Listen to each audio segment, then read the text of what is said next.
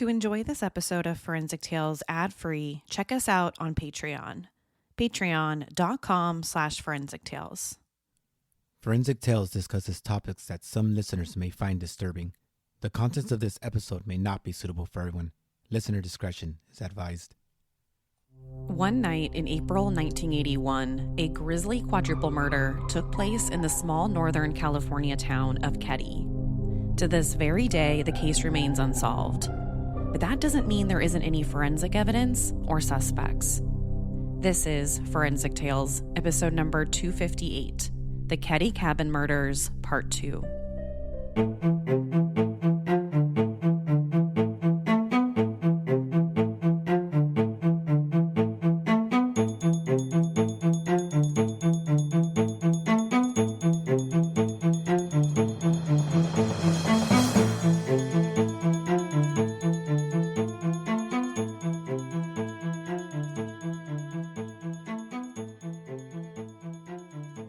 Hi, everyone. Welcome back for part 2 of this story. If you haven't had a chance to listen to part 1 yet, I highly recommend that you press pause right here, go back and listen to last week's episode so you're fully caught up on the story. But for those of you that have already listened, here's a quick recap of part 1. In April of 1984, 4 people were murdered in Keddie, California. They were Sue Sharp, her son, 15-year-old John, her daughter Tina, and John's friend, Dana Wingate. Sue, John, and Dana were all found murdered in cabin 28 of the Keddie Resort. And the body of 12-year-old Tina was found exactly 3 years later, but miles away from the cabin.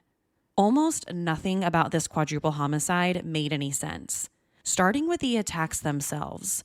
Sue was discovered on the living room, naked from the waist down and gagged with a blue bandana and her own underwear, which was secured over her mouth with a piece of tape. She had been stabbed in the chest and her throat slit, but there weren't any signs of a sexual assault. Her son John's throat had also been slit, and he had been struck multiple times in the head with a claw hammer. His friend Dana Wingate was also murdered. He had multiple blunt force trauma injuries to the head that were most likely caused by a hammer, and he had been strangled to death. Then there were the 3 to survive. Inside one of the bedrooms in the cabin, 3 boys were found fast asleep in their beds. They were Rick and Greg Sharp and their neighbor friend, Justin Smart. When it comes to the forensic evidence, here's everything that we know, at least until this point. 3 murder weapons were found inside of the cabin: a bent steak knife, a bloody butcher knife, and 1 of the claw hammers. But at least 2 of the murder weapons were still missing: the other hammer and the rifle that was used to strike Sue over the head. Blood evidence throughout the cabin suggested that all 3 of the victims had either been moved or staged before the killers left. And despite the amount of blood evidence they had, the Plumas County Sheriff's Department, the lead law enforcement agency on the case, didn't find any of the killer's DNA. Or at least that's what they thought back in 1981. They had DNA, they just didn't know it yet. But that probably shouldn't come as too much of a surprise. DNA collection at crime scenes didn't really take off until 1984. But that doesn't mean there isn't any evidence connecting a suspect to the murders. We're going to talk a lot more about that in part 2 this episode. A bloody fingerprint was found on a post connected to the handrail leading up to the cabin's back door, which seemed to suggest that that's where the killers left. But to this day, we aren't sure if an identification for that fingerprint has ever been made. Whatever happened that night inside cabin 28 didn't happen quickly. Based on the forensic evidence at the crime scene, whoever did this was slow and deliberate. They weren't just in and out. This took some time. We're talking about 3 victims here. Sue's feet were covered in blood, like she had tried to walk around in it. There was also blood on one of the boys' shoes. But surprisingly, whoever did this didn't make much noise. If you remember from part 1, the 3 boys to survive were all apparently sound asleep in the bedroom right next to where these murders took place. It was only Justin Smart who seemed to eventually change his story later on, and he was the one that said that he heard and saw the murders happen, but he just pretended to be asleep so that he wouldn't become a victim as well. But besides Justin's changing stories, there were no other witnesses to what happened. Not even the cabin next door, cabin 27, where the Seabolt family lived and where Sheila spent the night, they didn't hear anything either. And that cabin was only about 15 feet away at the very most. There was only one other cabin that reported hearing screams that night, but the people who lived there didn't go out and investigate. There also weren't any signs of forced entry, which doesn't mean too much for this investigation because this is Keddie 1981. No one locked their doors at night. So that brings us to where we are now, April 1984, exactly 3 years after the original murders inside of cabin 28. A man named Ronald Padrini was out in the woods near Feather Falls, California, in the neighboring Butte County. While he was apparently out collecting bottles and cans to recycle, he stumbled upon something strange. And when he kneeled down to see what it was, he thought it looked like human bones. In reality, he was exactly right about what he saw. It was a partial human skull in a very deep stage of decomposition. These bones had clearly been there for a while. When the local police from Butte County were called, they recovered the cranium portion of a skull and part of a mandible, which were found near a child's blanket. They also found a blue nylon jacket, a pair of Levi jeans with a missing back pocket, and an empty surgical tape dispenser. At first, no one locally knew who the remains belonged to. Not only was it just part of a skull and a mandible, but they were in the very late stages of decomposition. They had been there for at least a couple of years. So there was no way of knowing who it belonged to just by simply looking at them. So neither the local police or the Plumas County Sheriff's Office had any idea that the remains actually belonged to missing Tina. That discovery would eventually come later, and it went something like this. An anonymous caller called the Butte County Sheriff's Office saying that he had a weird suspicion that the skull might belong to a girl who had gone missing a few years prior up in Keddie, Tina Sharp. Now, if that's not strange enough, the caller was never documented in the Keddie cabin murders case file. But a recording of the phone call would eventually be found years later in 2013 when the case was looked at again. So we've got human remains found almost 3 years to the day since the cabin murders, and now an anonymous tipster calls the police saying that it might be Tina Sharp. Coincidence? Or did someone want the police to find Tina's remains? Whether he wants to be or not, Ronald Padrini remains a central character in this part of the story. Most people believe that he was just an innocent bystander in all of this. He just so happened to be looking for recycled cans and bottles on the 3-year anniversary of the Keddie cabin murders. He just so happened to be in the right place at the right time. But other people aren't so sure about that. The timing of it is just weird, and so is the location. This was an area that no one ever went. That's why the remains hadn't been found in 3 years. So did someone tip Ronald off? Or maybe someone pointed him in that direction so that Tina's body would be discovered on purpose. Then there was the anonymous caller who said that he thought it could be Tina. No one had identified the bones yet, and this person was already calling the law enforcement authorities to say that he thought he knew who they belonged to. This seems like an incredibly impossible coincidence, especially given the fact that nothing was released to the media or the public about finding these bones. So how did this individual even know that they were found in the first place? Tina was just one of thousands of missing people out of Northern California at the time. So this led a lot of people to wonder, Did this anonymous caller know something about the Keddie cabin murders? Could they even be the person responsible? Now, who is this mystery person? Well, the short answer is we don't know. Either the original investigators at the time didn't fully investigate this lead, or they simply forgot to write down his name. The caller is just simply listed as anonymous. So you could probably add that to the list of the mistakes that the original detectives in Plumas County made. By June, a forensic anthropologist had officially confirmed that the remains belonged to Tina. They compared her dental records to the skull and jawbone, and they came back as a perfect match.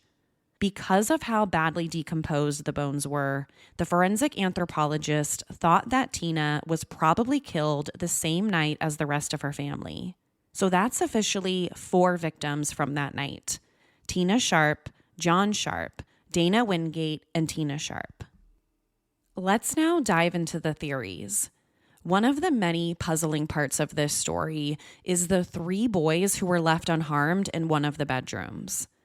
If someone is capable of murdering 4 people in cold blood, why did they spare these boys' lives? Well, here's one possible theory and the introduction of one of the suspects. Justin Smart was one of the boys who survived. He was the one that gave those conflicting stories about what he remembers over the years. Well, his stepfather is Marty Smart, the guy who lives in the cabin right next door with his wife, Marilyn Smart. Also staying with the Smarts that night was their friend, John Bobedy, who went by Bo, a convicted felon who had been in and out of prison for multiple different crimes, including burglary and several drug-related crimes. Bo is also believed to have connections to organized crime and gangs in Chicago and was alleged to have been a mobster living in Las Vegas before he met Marty Smart at the VA hospital. Both Marty and Bo were veterans. Apparently, several weeks before the murders, Bo started sleeping on Marty and Marilyn's couch, and they became really close friends. They seemed to have a lot in common. They were both Vietnam War veterans who suffered from pretty bad cases of PTSD. That's actually how they met. They were both being treated at the local VA for PTSD. They both had tempers, something that we're going to talk about, and they liked to drink together. So when Marty offered him a couch to sleep on at night, Bo happily accepted the invitation. When it comes to the Keddie cabin murders, both Bo and Marty look like pretty good suspects. In Marty's first interview with the police, only one day after the murders, he claimed that he had been at the local bar named Keddie's Back Door with his wife Marilyn and their friend Bo. That's also where he worked as a chef. He said they went to Sue's cabin before heading to the bar and asked her if she wanted to go. But she said she couldn't because she was staying back to watch the children. So the 3 of them went without her. While at the bar, Marty got mad at the bar manager who was on duty because he said the music was way too loud. So they didn't end up staying for very long before they headed back to their cabin. That's where Marilyn watched a little bit of television before going to sleep, and Bo and Marty decided to give the bar another shot and have a few more drinks. But that's not all that Marty said. He still had a lot more to say. Multiple times during this interview with the police, Marty seemed to intentionally insert himself into the murders. The first thing he said was that he saw 2 suspicious-looking men at the bar that night, who, ironically, looked exactly like him and Bo. And he told the police that he thought these 2 suspicious-looking men at the bar might be the ones responsible. He also said that he heard about the victims being killed with a hammer. Well, in part 1, I talked about how Marty told the police that a similar claw hammer had been missing from his garage. So in both of these statements, he seems to be intentionally inserting himself into the mix, something that we know certain perpetrators are known to do after committing their crimes. First, he says the real murderers were probably at the same bar he was at that night. And second, Whoever the real murderer is somehow broke into his garage, stole his claw hammer, and then used it to commit the murders. After hearing just that, you might think that that would potentially be enough for the police to arrest him, or at the very least, question him a little bit more. But that's not what happened. After this very strange interview, the Plumas County Sheriff's Office let him go and said that they didn't think he was involved at all. Now, before we talk about his wife Marilyn's interview with the police, let's circle this back to Justin. If Marty Smart is a viable suspect here, then that could explain why Justin wasn't killed like the others that night. Marty wouldn't kill his own son. And since he was in the same bedroom as the other two Sharp kids, then that could explain why all three of them survived. By Marty's own admission, he and Bo stayed at the bar until they closed that night, which was sometime around 1:30. This was around the same time that one of the cabins heard the screams. But according to some of the other people there, when Bo and Marty returned after dropping Marilyn off at home, they were both wearing different outfits. They both had on 3-piece suits and sunglasses. Yes, 3-piece suits and shades. Now, that seems a little strange, right? Why would they wear such fancy suits and sunglasses to a dive bar in Keddie, California? It was hardly the place to dress up at. Also, why did they change clothes in the first place? Well, some people wonder if they did it because they wanted to establish some type of alibi. If Marty and Bo walked into the bar wearing 3-piece suits and sunglasses, then obviously they're going to stick out like two sore thumbs. And people, they're going to remember seeing them. Then if anyone at the bar was questioned by the police, then they would all say that, yeah, we saw Marty and Bo there all night long, so they couldn't have been the ones to commit the murders. So maybe it was all part of their plan to try and to establish this alibi. During her interview, Marilyn was much more forthcoming.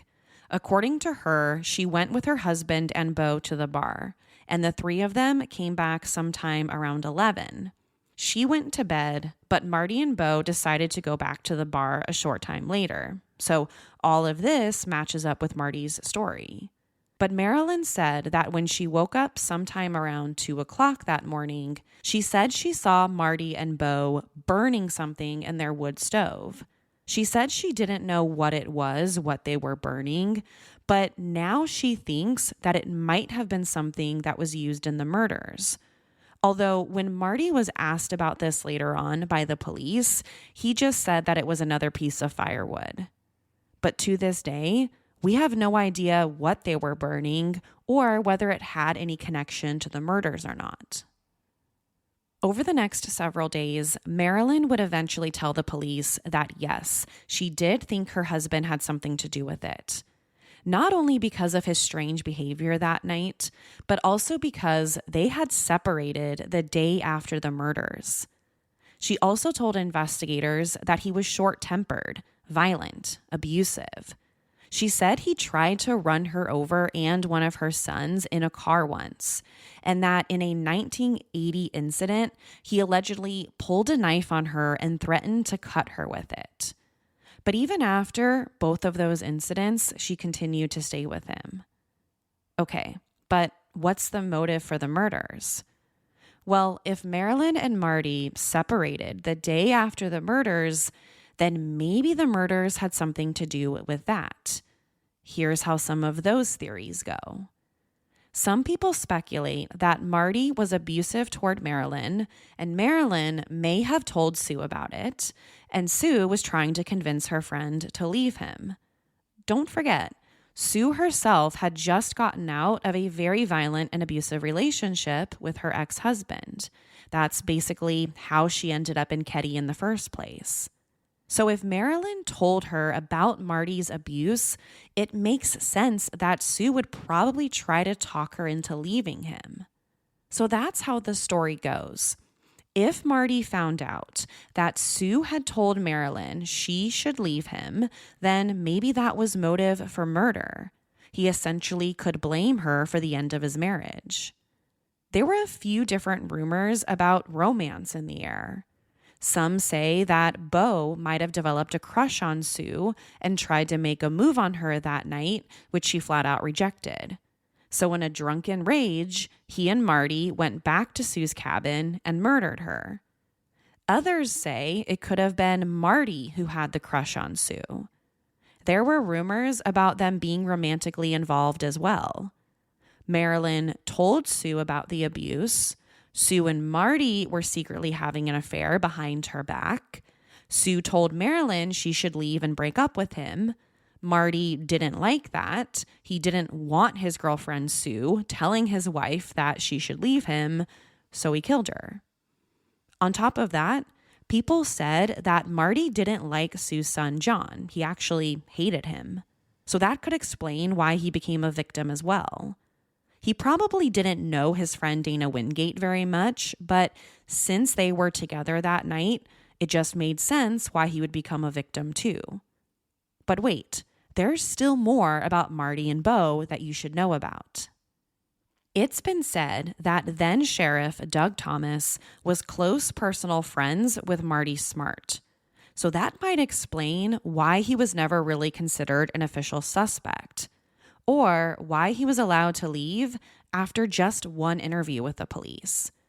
If Marty and the sheriff are personal friends, then you get where I'm going with this. Also, Sheriff Doug Thomas resigned from the Keddie Cabin murders just 3 months in and took a job at the Sacramento Department of Justice. He also denied ever being friends with Marty Smart and said that he took and passed a polygraph about the murders so that there was no reason to arrest him. According to Sheriff Doug Thomas, Marty and Marilyn had come down to the sheriff's office one day looking for some counseling because they were having marital problems, and Doug Thomas agreed to counsel them for a session. Now, what exactly is a sheriff doing providing marital counseling to a couple living in Keddie? No one knows. But that's what then Sheriff Doug Thomas said and explained that that was the extent of their relationship. They weren't actually friends, according to him. He just provided some marital advice one day. Within weeks of the murders, both Marty and Beau skipped town. Beau moved back to Illinois and Marty went north to Oregon. And eventually, both of them would pass away. Beau died in 1988 and Marty died in 2000 without ever being considered official suspects in the cabin murders, or at least not back during the original investigation. But before Marty left Keddie, he left a very strange and very incriminating letter to his wife Marilyn, or ex-wife. At the end of the letter, which Marilyn eventually turned over to the authorities, it read, quote, "I've paid the price of your love, and now I've bought it with 4 people's lives. You tell me we are through? Great. What else do you want?" So obviously, when a lot of people heard about this letter, they saw it as a written confession. Marty was confessing to the 4 murders. And it's probably not just that letter. According to other sources, Marty might have confessed to the murders during a therapy session with the VA. At the time, Marty was suffering from a pretty bad case of PTSD from his time in the Vietnam War. And as part of his treatment, he was attending therapy classes at the local VA hospital. Well, apparently, during one of these therapy sessions, Marty had confessed to his therapist about killing Sue and Tina Sharp, but he denied having anything to do with either John or Dana's murders. He said he did it because Sue was trying to convince Marilyn to leave him. He also supposedly told this therapist how easy it was to beat the polygraph examination and that, yes, he really was good friends with Sheriff Doug Thomas. He was essentially bragging about how easy it was to get away with the murders. Now, years later, in 2016, this VA therapist allegedly came forward with this information, but also said that they told the police about it years earlier. They just never did anything with the information. So here's how that theory goes. Marilyn, Marty, and Bo all went out drinking that night. Bo may or may not have a crush on Sue, and Sue may or may not have told Marilyn to leave her husband. Or it was the other way around. Marty was the one with a crush on Sue, and this was all some sort of love triangle. Either way, Marty and Bo, after a night of drinking, decide to go over and pay Sue a visit. They murder her, but while doing so, John and Dana come home and surprise Bo and Marty. So they had no choice but to murder the boys as well. They couldn't murder the other boys in the bedroom because one of them was Marty's son, Justin. Marty and Bo wouldn't kill him, so that's why they were left unharmed. That's how that theory goes. Support for this episode comes from Smart Labels. Have you ever gone on a hunt for a holiday decoration that you know you have, but you just can't remember where you put it last year? Well, those days are over with Smart Labels. With their QR code labels, you can just put a label on your storage container, scan the QR code with the Smart Labels app, and then catalog everything you put in the container with a name, description, and picture. Then just let the app know where you put the container, and voila. Next year, when you need that one thing, you can just do a search in the app, and it will tell you the color of the label, the 4-character code on the label, and where you put it. Or if you're curious what's in a storage bin on a high shelf, just scan the QR code with the app and it tells you everything that's inside. It's like organizing magic. So this holiday season, whether you get these labels for yourself or a gift for someone else, make sure you pick up a pack on Amazon by searching for Smart Labels, one word, and get ready for a huge thank you from your future self. Some of the other theories are the murders were ritualistic or motivated by drug trafficking. But those were both dismissed by Sheriff Doug Thomas about a week after the murders because no drugs or any type of drug paraphernalia were ever found in the cabin. Another thought, Tina Sharp was the primary reason and the primary target for the murders. She was the only one taken from the cabin, so it's possible that she was the intended target in all of this. She was kidnapped from the cabin, taken out of Keddie, and then murdered somewhere else for some reason. But no one can explain why. And if Tina was the primary target, why also murder 3 other people? Why not just sneak into the cabin, kidnap little Tina, and then be done with it?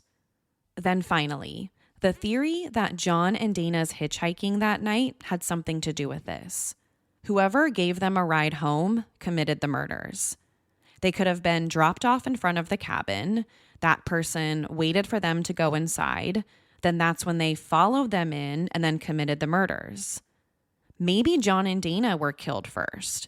And while that was happening, Sue woke up from the bedroom, came into the living room, becoming a victim herself. But again, what's the motive? Nothing was taken from the cabin, so you can't say this was a robbery. And what motive would someone have for killing 2 innocent teenage boys who were just hitchhiking home one night? None of that made any sense either. The only one that seems to make the most sense is the one involving Bo and Marty. But even that theory has some holes in it, especially when it comes to kidnapping Tina. Killing Sue is one thing, killing John and Dana is another, but what did Tina have to do with all of this? Or was she just kidnapped because she was the only girl and the youngest out of all the victims? Cabin 28 was condemned and torn down in 2004, so you can't actually go to Keddie anymore and visit the site for yourself. But photos of the cabin are everywhere on the internet. It was probably torn down because so many people have been fascinated with the murders and they would go and visit it. And besides, they were old and run down in 1984. So by 2004, I can't even imagine what kind of shape they would be in. But if you've ever thought about going to the cabins yourself, you can't anymore. Another big update in the case surfaced years later. In March of 2016, a hammer was found that matched the description of the one that Marty Smart had claimed was missing just days after the murders. If you recall from part 1, the police had always suspected that the killers had used 2 different types of hammers. One was found inside of the cabin, but the second one was never found. Whoever the killer was had taken it with them. But now, over 30 years later, the exact same type of hammer was found at the bottom of a nearby pond, a steel blue-handled claw hammer. And the police don't think that it got there by accident. Speaking with reporters, this is what then Plumas County Sheriff Greg Hadwood said about that particular location. Quote, "The location it was found, it would have been intentionally put there. It would have not been accidentally misplaced." End quote. That hammer, a hunting knife, and the recorded message sent to Butte County about the discovery of Tina's remains are all in the possession of the DOJ and the FBI. And all 3 pieces of evidence are apparently awaiting some type of forensic analysis. But as of right now, no results of that forensic analysis have ever been released. So all we know at this point is that the hammer found at the bottom of the pond looks like the one that went missing from Marty's garage, but we aren't sure if it's actually the one.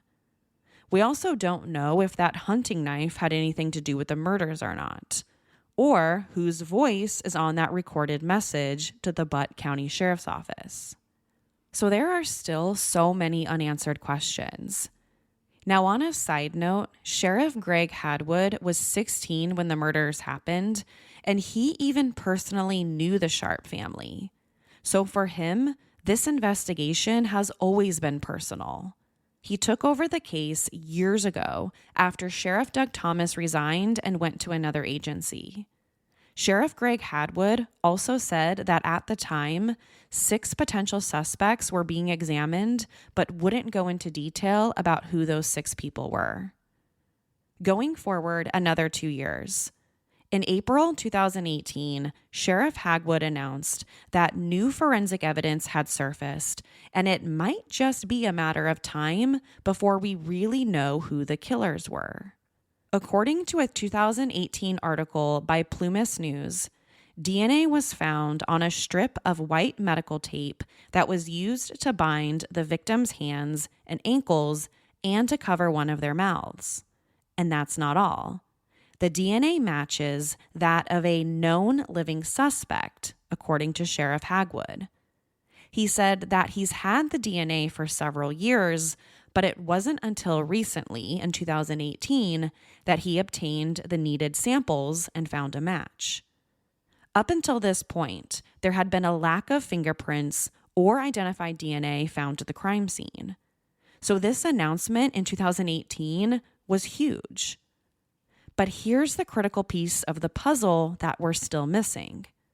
Who's the match? Who is the known living suspect? Because the Plumas County Sheriff's Office hasn't said yet. For a long time, the sheriff has said that they think as many as 6 people were involved in some way or another. They may or may not include Bo and Marty, but we could be looking for as many as 6 possible suspects. And maybe the DNA recovered on the tape belongs to one of those 5 or 6 people. When it comes to Tina, the police don't think her remains ended up in neighboring Butte County by accident. In an interview with People magazine, the sheriff said this, quote, "There are people locally who know more than they've said, and I believe we've identified some of them, and we know who they are and we know where they are. And I have every confidence that they have either participated after the fact or they have firsthand information," end quote. It's also no secret that they don't think the anonymous caller about the remains was a coincidence. Whoever that caller was knows something about the murders and may have even been one of the killers themselves. They probably even directed that Ronald Padrini person to go to that particular location and start looking for bottles and cans to recycle. If he hadn't been in that particular spot, the remains might not have ever been found. Again, let me ask you, is that just some type of coincidence? Exactly 3 years after the murders? We've talked a lot about the criticism of the Plumas County Sheriff's Office and how then Sheriff Doug Thomas handled the investigation. From being personal friends with the primary suspect, Marty Smart, to dropping the ball when it came to knowing that Tina was missing, to possibly mishandling forensic evidence and ignoring important leads. But Sheriff Doug Thomas isn't the only one that's being talked about. Although, to be fair, this next part seems to be more just rumors than anything else. Internet talk seems to suggest that maybe there was some type of cover-up for Beau's involvement in the murders. And here's how that goes. We already talked about Beau's connections to organized crime out of Chicago. Well, the rumors are that Beau might have been a police informant for organized crime. So when he became a suspect in the Keddie murders, he needed to be protected in order to help the police solve bigger mob-related crimes. If he was thrown in jail for the Keddie murders, then he wouldn't be of use anymore to the DOJ. Those people who believe in this story also point to this. Why did the DOJ send 2 agents from their organized crime unit to help the local sheriff's office? Why didn't they send homicide agents? So that decision has led a lot of people to suspect that maybe there's a possible cover-up here involving Beau. Maybe it was just a mistake, or maybe it was something bigger than that. But in reality, there's no credible evidence of that, and it's really only something that's been rumored about on the internet. So I don't want to spend too much time talking about it. This case has no shortage of theories. We've already talked about so many of them, and there's still probably so many more out there that I don't even know about. But the most widely accepted one involves that love triangle between Marty, Marilyn, and Sue. Most people believe that Marty and Sue were having an affair and that Sue was counseling Marilyn to leave him. When Marty found out about this, he enlisted his friend Beau to take Sue out of the picture. Both of them were drunk. They had a history of being violent and assaulting women. But when they got inside of the cabin, John and Dana came home and became victims themselves. This seems to explain almost everything. Why Marilyn apparently left Marty the day after the murders, and why the 3 boys in the other bedroom were spared. But one thing it doesn't explain is why Tina was abducted. What motive would either Beau or Marty have to want to take her? Maybe there doesn't need to be a motive that makes sense. Both Marty and Beau were just bad guys. Marty was a known drug dealer, and Beau with those connections to Chicago mobs. So by all accounts, they might just be bad people who probably did a lot of bad things. Some of the investigators who reopened the case in 2013 say the murders might be linked to an even larger plot, and that may or may not involve a possible law enforcement cover-up. But so far, no solid proof of any type of cover-up has ever turned up. That's just more rumor talk. If any law enforcement agency, like the Plumas County Sheriff's Office or the DOJ, did something that they shouldn't have to provide a cover-up for the real killers, then we don't know about it, and again, there's no evidence of it. It's unclear where exactly the case stands today, or who that DNA found on the piece of tape collected from the crime scene belongs to. Despite it being over 4 decades old, the Keddie cabin murders remains one of the most highly talked about unsolved murders in California history. You can't go online and look up anything about the case without coming up with hundreds, if not thousands, of possible theories and rumors. So how does this case get solved? Well, the answer might be with the forensic evidence. It seems like the key to this case is locked up in a few critical pieces of forensic evidence. 1, the DNA profile identified on the tape, and number 2, the claw hammer found at the bottom of the pond. But if the DNA found on the tape matches that of a known living suspect, then why haven't there been any arrests? And why don't we know who the DNA belongs to? It seems like that DNA profile is essentially the key to solving this entire thing. Even if the DNA doesn't belong to our primary suspects, Marty and Bo, it can still give us an idea of who we're looking for. Because even if the DNA belongs to someone else, someone associated with Marty and or Bo, then maybe we can figure out what everyone's role was in this entire thing. Of course, both Marty and Bo are now dead, so even if we can somehow connect them to the murders with some type of forensic evidence, there's unfortunately nothing we can do about it as far as justice goes for them. But still, it can provide closure to the case that has left everyone on edge for over 4 decades. On the other hand, if the DNA belongs to someone that's still alive, like what's seemed to be suggested, maybe Marty and Bo had nothing to do with this, and their roles in the murders have just been speculation. Who knows? But if we're going to try and answer any of those questions, we have to know whose DNA was found on that piece of tape. Now, second, the hammer found at the bottom of the nearby pond. It's possible that some type of forensic evidence can be still found on it, but at this point, that seems unlikely. With it being in the water for that long, 40 some odd years, whatever fingerprints or DNA were on it back in 1981 are probably long gone by now.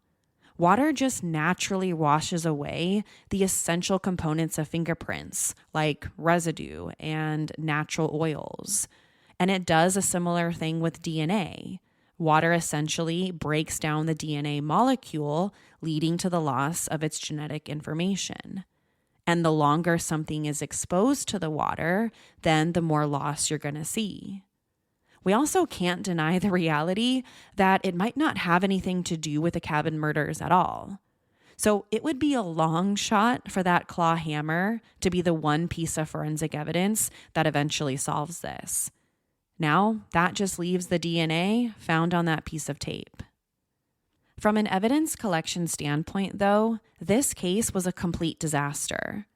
Most detectives who have looked at the case over the years all agree that the crime scene, the cabin, wasn't handled right from the very beginning.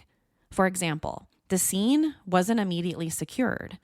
James Seabolt, the neighbor who lived in cabin 27, not only helped Rick and Greg Sharp and Justin out of that side bedroom window, but he also admitted that he went back up the stairs and into the cabin to see if anyone else was alive. So who knows what that did to any potential forensic evidence? Another example, Don Davis, Sue Sharp's brother, was reportedly at the scene either just before or right at the same time that the police got there. And he was also allowed to go inside of the cabin essentially before anyone else was. Sheila Sharp, the one that discovered the bodies, is now in her 50s, married with 3 children and 2 grandchildren. She told People magazine in November 2016 that she has pretty much given up hope on finding out who murdered almost her entire family. Quote, "I gave up. I pretty much thought I'm going to my grave not knowing." End quote. In 2012, she co-wrote a book with her husband called How to Survive Your Visit to Earth. It's part a memoir and part a self-help book. In the book, she talks about her personal beliefs that the murders were in fact carried out by Marty Smart and Bo Bobity, because her mom told Marilyn Smart that she should leave him. After the murders, Sheila, Greg, and Rick were all sent to live with an aunt outside of California. But that arrangement didn't last long because the aunt had several other children of her own, so they were later on put in foster care.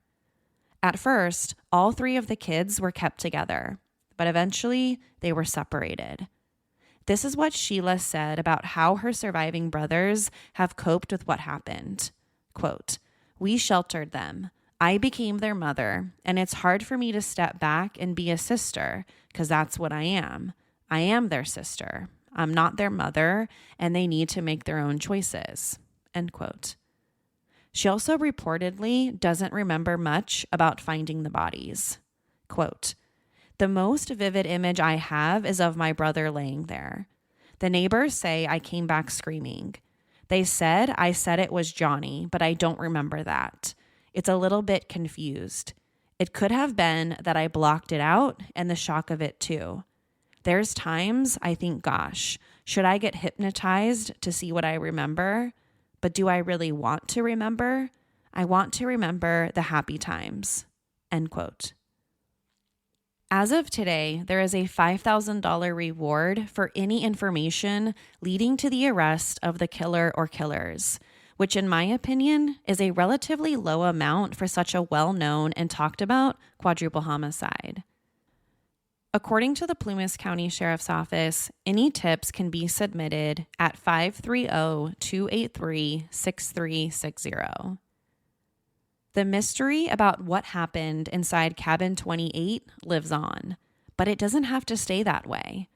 Hopefully, someday, the truth about what happened to those 4 innocent people will surface, and justice can finally be served after 4 long decades. And maybe forensic science will be the key to unlocking everything. To share your thoughts on this week's episode, follow the show on Instagram and Facebook. To find out what I think about the case, sign up to become a patron at patreon.com/forensictales. After each episode, I release a bonus episode sharing my personal thoughts. Don't forget to subscribe to Forensic Tales so you don't miss an episode. We release a new episode every Monday. If you love the show, consider leaving us a positive review. You can also help support the show through Patreon. Thank you so much to this week's newest patrons, Nicholas G. and Annie H. Thank you for joining me this week. Please join me next week. Until then, remember, not all stories have happy endings. Forensic Tales is a Rockefeller audio production. The show is written and produced by me, Courtney Fretwell. For a small monthly contribution, you can help create new compelling cases for the show, help fund research, and assist with production and editing costs. For supporting the show, you'll become one of the first to listen to new ad-free episodes and gain access to exclusive content. To learn more, please visit patreon.com/forensictales. Forensic Tales is a podcast made possible by our Patreon producers, Tony A., Christine B., Sherry A., Michael D., Nicola, Jerry M., Megan G., Ureli, Jerry, Ann F., Carol A., Shannon D., Marianne C., Lois B., Lynn H., Ashley S., Alice B., Danielle D., and Savannah. If you'd like to become a producer of the show, head over to our Patreon page or send me an email at courtney@forensictales.com. For a complete list of sources used in this episode, please visit forensictales.com. Thank you for listening. I'll see you next week. Until then, remember, not all stories have happy endings.